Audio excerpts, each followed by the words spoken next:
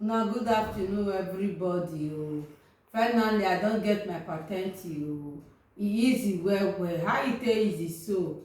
For Ambrish quick patente school, e go make am easy for you. You know the year language, no worry. You know come Italy, no worry.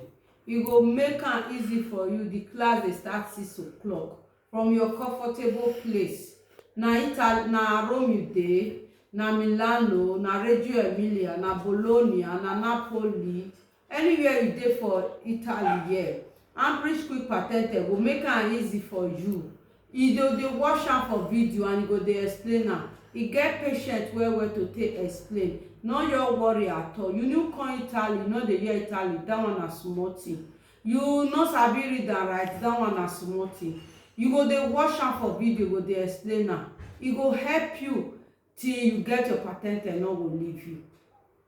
Abeg, una no let anything stop una, una no get una patente o. Na this I say make I bring come o. Una well done my people. I come from Nigeria. Well done.